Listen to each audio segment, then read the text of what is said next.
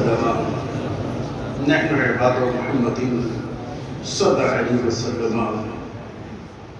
حضرات محترم، قرآن کریم کی جس آیت کریمہ کی تلاوت کا شرف حاصل کیا،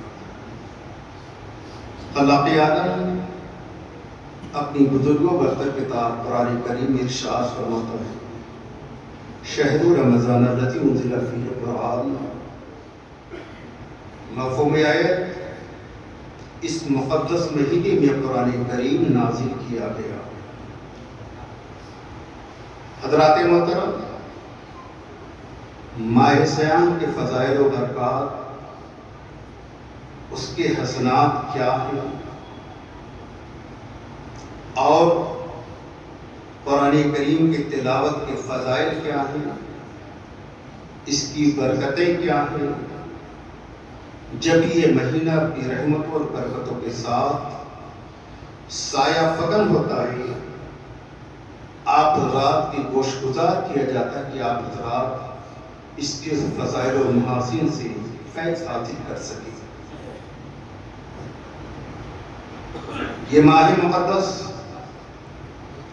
وہ عظمتوں والا مہینہ ہم پر سایہ فکن ہے، جس میں اگر کوئی انسان نفل ادا کرتا ہے تو اللہ تعالیٰ اس کو فرض کے برابر ثواب عطا فرما دیتا ہے۔ بندہ مومن اگر فرض ادا کر رہا ہے تو اللہ تعالیٰ 70 فرضوں کے برابر ثواب عطا فرما دیتا ہے۔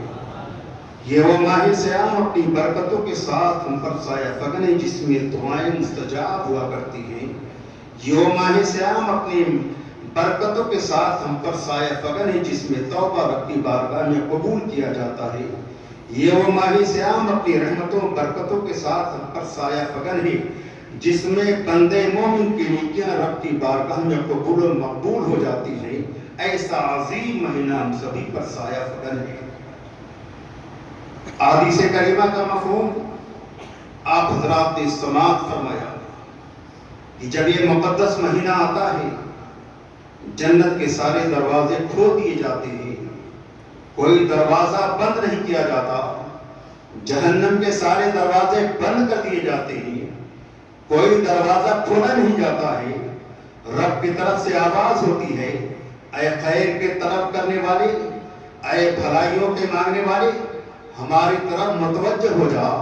گویا رب کی رحمت آواز دے رہی ہے، اے میرے بندے، یہ عظمتوں والا مہینہ تم پر سایہ فکن کر رہا ہوں، جو بھی میری بارگاہ میں عریضہ پیش کرو گے تمہاری عریضے کو قبول و مقبول فرما لوں گا۔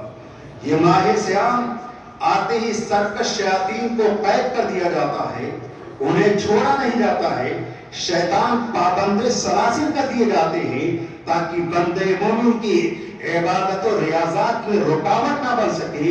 اس کے بعد بھی اگر بندہ رب کی بارگاہ میں آ کر کے اپنی پیشانی کو نہ کم کرے، اس کے بعد بھی بندہ اگر ماہ سیام کی برکتوں سے فیض نہ حاصل کر سکے تو بندے کی محرومی ہے، کیونکہ اس مقدس مہینے میں سرکش شیاطین کو قید کر دیا جاتا ہے، اور تاکہ وہ بندے مومن کی عبادت و ریاضات میں انٹرفیئر نہ کر سکے، دخل اندازی نہ کر سکے۔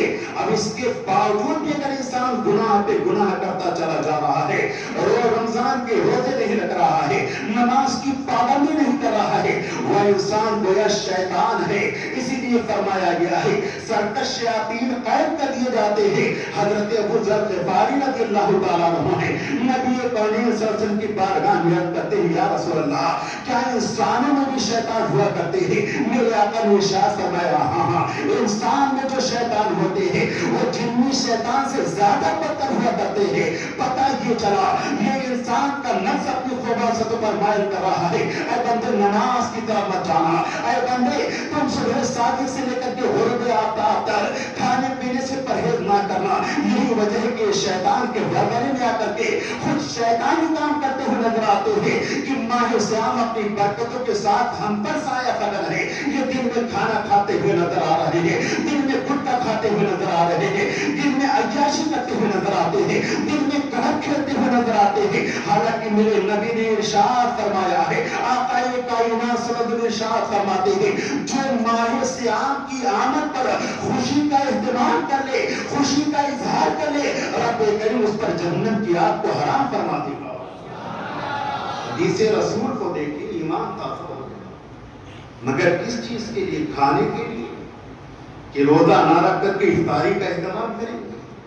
کس لیے کہ رات بھر گھوم کر کے کھائیں گے؟ نہیں، یہ ایمان والوں کا تقاضا یہ ہے میرے مولا، یہ وہ عظیم مہینہ ہم پر سایہ فکن ہے جس میں نیکیاں بڑھا دی جاتی ہیں، گناہوں کی مغفرت کا اعلان کر دیا جاتا ہے، کرامن کاتبین جو نیکیاں لکھنے والے فرشتے ہیں انہیں حکم دیا جاتا ہے، اے فرشتوں میرے بندوں کی نیکیاں لکھتے چلے جاؤ، اور اس فرشتے کو منع کر دیا جاتا ہے میرے بارگاہ میں بندہ رجوع کرنے والا ہے اس کے گناہ کو نہ لکھا جائے۔ یہ عظیم مہینہ ہے، اگر انسان بندے مومن اس مہینے کی آمد پر خوشی کا اظہار کرتا ہے تو میرے آقا صلی اللہ علیہ وسلم ارشاد فرماتے ہیں اللہ تعالیٰ اس پر جہنم کی آگ کو حرام فرما دے گا۔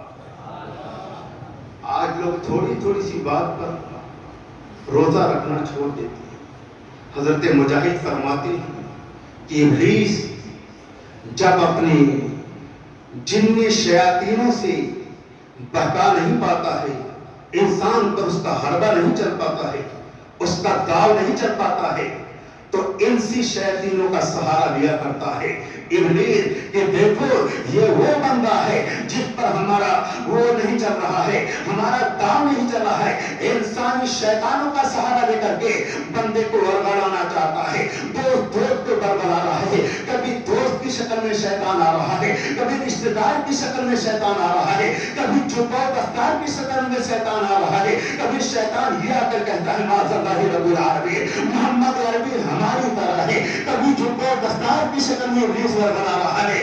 یہ بندے یہ ویڈیوگرافی